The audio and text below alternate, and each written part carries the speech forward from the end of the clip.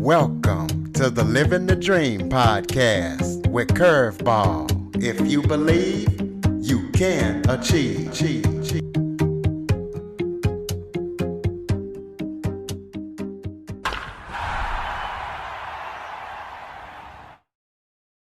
Hello and welcome to another episode of Living the Dream with Curveball. I'm your host, Curveball, and today we're going to talk about finding your direction with purpose and passion. I am joined by Zack Ballinger. He has written a book, Don't Be a Zombie, Finding a Career You Love. 70% of Americans hate their jobs, so we're going to talk to him about why he thinks that's the case, about his book, and how to cure that hating your job. So, Zack, thank you so much for joining me today. Hey, thanks for having me. I really appreciate it. Why don't you start off by giving the audience a little bit of background about yourself, maybe where you're from and anything else you would like them to know? Sure. Thank you for the opportunity. So, I'm right here in Atlanta, Georgia. I'm a motivational speaker, author, and fellow podcaster. I host a podcast show, The Zack Ballinger Show, where our vision's really to create a career library of occupations and jobs throughout North America to shine a light on things.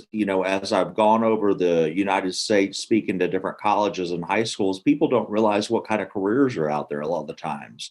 They don't realize what a consultant is, or what an artist does, or a graphic designer, or architect. And so we're putting get together that library right now. Like you mentioned, I just launched a book, Don't Be a Zombie, How to Find a Career You Love. That launched in November, really a platform to help people find work they love. I've been motivational speaking since about 2015 on job interviewing, and curveball, as I went across the United States teaching people on job interviewing, people weren't asking job interviewing questions at these workshops. They were asking, hey, I'm in a line of work I don't like, or I'm not satisfied with my career, or I feel like I'm stuck. Can you help me with that kind of advice? And so that was what led to my next chapter, my journey in this new book. Well, what made you even get into the things you got into before your book, speaking to colleges and even talking about job interviewing?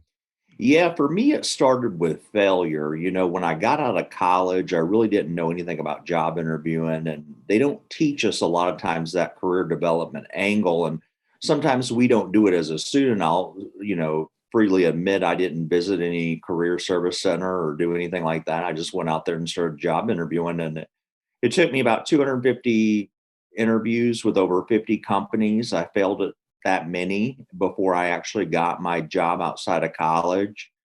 And then, I was in the industry, in the pharmaceutical industry, and I started working there, and I began to get questions about job interviewing. What can I do better? What can I do this? And I thought, well, maybe the best thing I can do is set a goal for myself to write a book and help people along that journey. I know a lot of us get nervous during job interviews, or we're not sure where it's trending.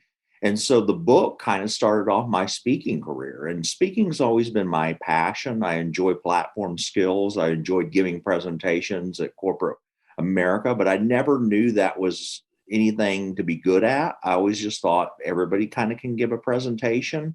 And so really the content from the book, The Hot Seat, How to Meet the Challenge of a New Era in Job Interviewing, launched my speaking career into where I can talk to professionals and students about different career development topics, such as networking, such as job interviewing, and like I said, such as self-discovery of finding that job that you really do enjoy.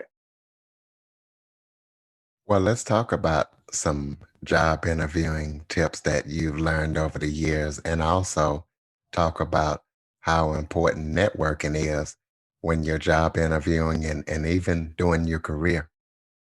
Yeah, networking is the key. And that's what I keep telling people over and over. The famous career author and coach in North America, Ken Coleman, says a resume without a relationship is dead. And it's so true. What that means is you have to have a contact or somebody at that company a lot of times that can vouch for your character and your skills. in order to get your resume to the top of the pile. If you look at jobs, as incomes go up, the competition goes up. So as you can probably realize, there's probably sometimes 200 or 250 job applicants for one position. And so an average hiring manager in North America looks at your resume 6 seconds.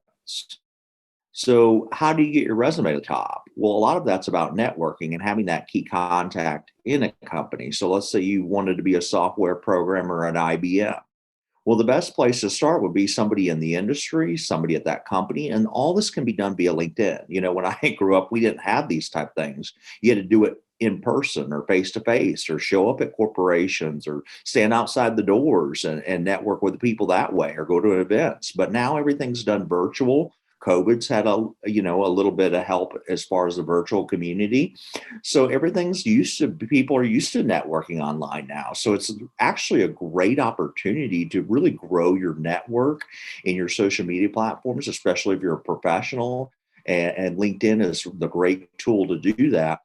And then I say the biggest thing about job interviewing is practice, practice, practice. And it sounds so cliche, but on sitting on the other side where I'm actually interviewing candidates, people keep repeating bad answers and they don't even realize that they're repeating bad answers. And how do you know if an answer is bad? They haven't really practiced with a professional.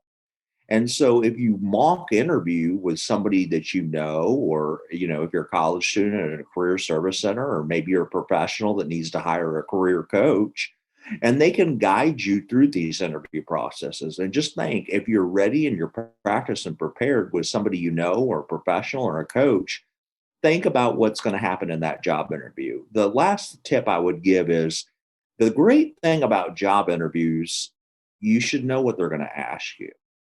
So, in my book, I lay out the commonly asked questions. You can even Google the commonly asked questions. Tell me about yourself. What's some of your weaknesses? A lot of employers ask star format questions that are based on themes, whether leadership or communication, customer service, and have examples ready to go where you can give these employers. I think employers sometimes are at a disadvantage because we already know the questions. It's like a college student or a high school student going into a test.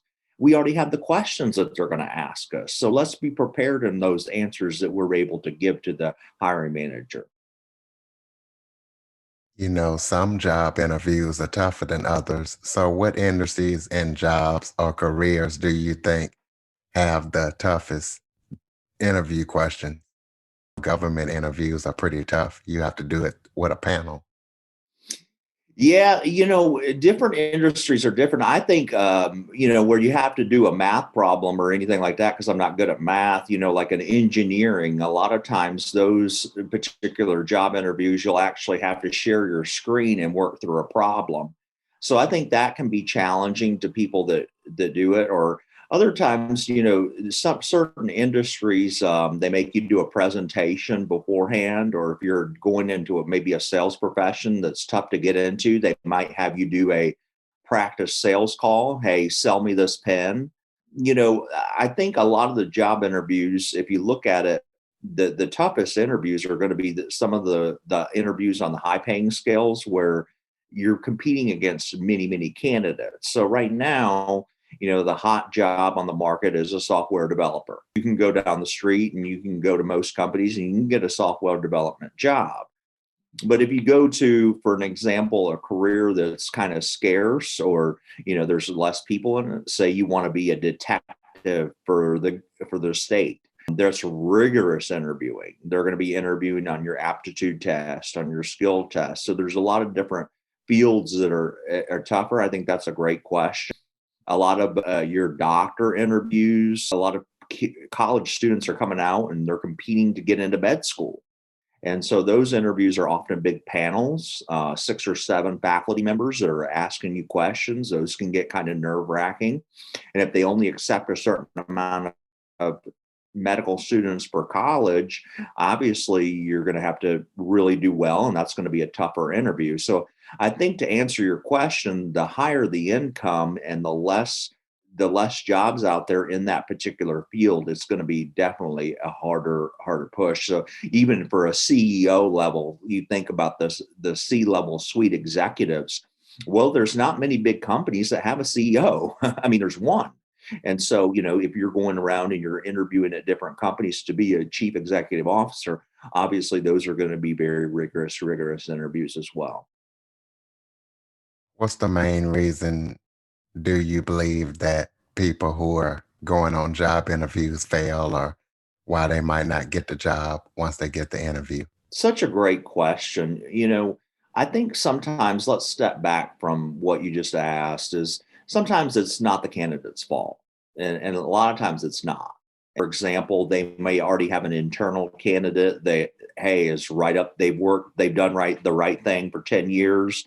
They're ready for that new position. And by state law, the company has to post that job. And so you may get beat out by an internal candidate. And while that's tough to hear, that does happen.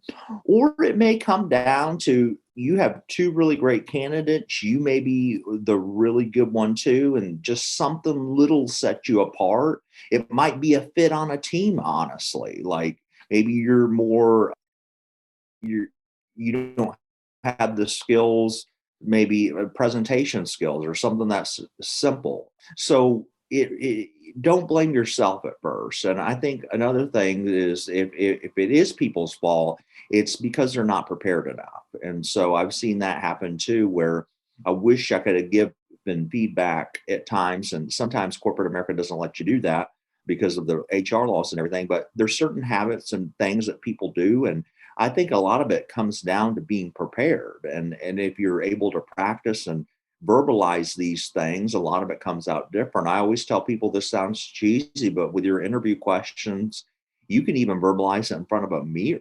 And, that may be awkward and everything, but I'd even say record those answers on the phone, play it back to yourself and see, hey, does this sound any good? And again, work with professionals, but I don't think there's any one holy grail thing that really prevents it. I think a lot of times there's just a stiff competition in the job market, and sometimes you lose out, and that's okay. But what we got to learn to do is to take those key connections. And that's why I say never burn a bridge with a hiring manager you're interviewing with. I have a story where I was in pharmaceutical sales and I was trying to get in, and they didn't hire me the first job posted, but he said, you came in second. And so another position opened a couple of years later. He didn't end up hiring me. Was pretty devastated, but I didn't get mad. I didn't lose my cool. I kept network with him. Every 3 or 4 months, I would follow up, and bam, a third position opened, and he hired me right away. So, keep at it, use grit, tenacity, don't give up. You talked about being prepared. Other than doing a mock interview or doing your questions in the mirror, what other tips would you give interviewers to be prepared for an interview? Yeah. So, what's the big trend right now in interviews is a virtual setting, and a lot of them ask behavioral questions. So, they want to know how you would behave in a certain situation. And those questions are called situational questions or behavioral. And there's a way to answer those questions, and it's called STAR format. And that's situation, task, action, result. And if I gave you an example, so for examples, in a job interview, they may say, well, tell me about a time you had to deal with a difficult customer. And so they want to know your communication skills, your sales skills, your people skills. And so have these answers ready to go in a STAR format. So, STAR situation. What is it you are asked to do? The task. What did you personally do in that situation that changed the action? The action is what actually happened and what you did in that situation. And then the result, make sure the result's something positive. So if I were to verbalize something with you where they said, name a time you've had to deal with a difficult customer, something might look like this. Yeah, a customer called, they were angry, didn't get their order in time. He threatened to pull all the business. He was one of our top customers in the company. I talked to my supervisor. I calmed him down. I sent an apology email. I worked it out. I talked to him over the phone. And through my boss, I was able to get permission to ship his order for free and not charge him anything for that particular order. And then the next few orders, I decided to make a plan where he was going to get 10% off of his shipping. And this is what it led to. It led to actually him being a loyal customer. Me and him are still close today, and he's still one of the top 10 producing customers. So if you have these examples and these star questions and these behavioral questions ready to go, that will help in your interview. Make sure you write a thank you note after your interview. A lot of times candidates skip this step, and you can often, let's say they had something about you, an objection in the interview. They said, well, I don't know if you had enough leadership experience, or, I don't know if you have enough Excel experience or whatever. Sometimes in those emails, those thank you letters, you can prove what your objection is in those. And so, in other words, one time somebody said, I don't really understand how you organize your business. And so what I did is I emailed them a copy of my business plan and wrote a nice thank you letter and said, I hope this helps you understand. Ultimately, I did get the job, but thank you letters are a critical part in sealing the deal with the interview. Talk about your books, give a brief description of what they contain for listeners who might want to check them out, and also any other projects that you might have coming up, any speaking engagements or any podcasts that you might run or anything like that. Yeah, thank you so much for that. So, the first book I talked about is, how to meet the challenge of a new era in job interview, and it's called The Hot Seat. And that takes you from a phased approach. Phase one is the beginning, what to do before the interview. And then phase two is what to do during the interview, how to conduct yourself, what kind of questions will be asked, all that. And number three is what to do afterwards. So most people do one and two in their phase in their job interview, but they don't know to do number three, and that's close it out, what to do after you actually leave that seat with that hiring manager. And so that's my first book. The second book is Don't Be a Zombie, How to Find a Career You Love. You kind of touched on at the beginning, 70% of people don't really like their jobs. And so if you find yourself unsatisfied with the line of work you're in and you don't really have answers, the book is actually gives you tactics, what to do day one, day two. I give you a 25-day plan of where to begin. I like to have plans. I'm a very, very somewhat organized person, and I like to have action items, what to do. And the book lays out specific action items for you to do over time and why it's important for you to find true passion and purpose in your own career. And then just going on Thursday, I have a Zoom meeting with the University of Southern Alabama. I'll be speaking to college students there about job interviewing. That's a particular hot topic right as they're entering into the marketplace. The podcast, you can watch me on YouTube. Go on YouTube and type in Zack Ballinger. I have my YouTube channel there, as well as Facebook, the Zack Ballinger. And the podcast, before, we take career questions too. So I forgot to mention that. Not only are we doing the career library, but also, I have people from all over America, and I find it really rewarding when somebody sends in a question. And we have people send in questions all the time to Zack at zackballinger.com. If you have any career questions you want to ask, I read those anonymously on air to my expert, and me and the expert will weigh in and try to give you advice. And we do those shows once a week. So you're welcome to subscribe to the channel for free. Check out the career library, as well as if you've got any questions for us and me and my expert that comes on every week, come in and join us. You mentioned Facebook and YouTube. Are you on Instagram? And go ahead and give out your website so Yeah, listeners can connect with you. thank you. I am on Instagram too. Instagram / the Zack Ballinger, and that's ZACK. And my website's going under construction right now, but it's up and it could be down any minute now. But that's where we'll be uploading the career library, as well as some other free resources for you guys, the listeners. And that's zackballinger.com, ZACK, zackballinger.com. You can link to all my social media links as well there too. So give some final advice to all the people out there that are looking for a job. Let's say I'm going in for a job interview Friday, and I came to you and said, Zach, I need some advice. Give me some final tips and advice along with the listeners about what to do to try to nail that top job that I've always dreamed of. Yeah, I would say, did you study your job description and do you have it memorized? Because a lot of times the Bible to the church is a metaphor I like to use. Your job description is your holy grail.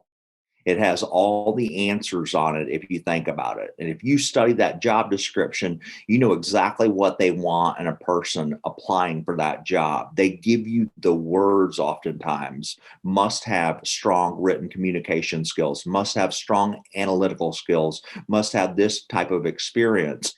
And then the way that helps too is if you don't have that type of experience, focus in on your strengths. For example, some business people, they say, well, Zach, this job description says I need an MBA. I say apply anyway. That might be their A plus wish candidate list, but talk about your experience, talk about what you've done in the volunteer world, talk about what you've done there, really highlight your strengths. So I would say, wrap your head around that job description. I would also say prepare some type of portfolio to bring with you to that interview, especially if you're going to a physical interview. What is a portfolio? It's got questions you're going to ask the hiring manager. You want to make sure when they say, hey, do you have any questions for me? You don't say, no, I'm good. You want to have thought-provoking questions and make sure they're good questions where you show you've done your homework and your research. And so do you have your questions prepared to ask the hiring manager? Do you have notes? So when you ask questions, you write down what the hiring manager is saying so you can reflect back to them when you're writing your thank you letter. Do you have a pen? Do you have a pad? Do you have a portfolio? Do you have several copies of your resume ready with you? So are you prepared for that when you go in there? And so that's going to be really key too. And then the last point I would say, if you're going in there and they've given you an assignment, make sure you've run that by several professionals in your network. If they want you to do a presentation or they want you to do some type of problem solving skills, make sure you've rehearsed that, you practice it, you prepared it, and you're ready to go. And then the final thing is connect with everybody on LinkedIn from the job interview. Make sure you maybe want to send them a personal note on there as well as the thank you letter. One of my secret sauces is that I actually handwrite a thank you letter as well as an email letter. I send that relatively in a short period of time. So the thank you letter that's handwritten, I usually have 3 or 4 sentences ready to go. And I slip that under the door. If I'm in the facility, there's a receptionist at the front, I'll hand it to her and have them give it to the hiring manager or the staff or the group interviewing that I was with. Ladies and gentlemen, Zack Ballinger. Make sure you pick up his new book along with all his other books. Zach, thank you so much for joining me today. Hey, Kerbal, I appreciate you having me. It's been a pleasure. And also, listeners, please be sure to subscribe, rate, review, and share after listening. For more information on the Living the Dream podcast, visit www.djcurveball.com. Until next time, stay focused on living the dream.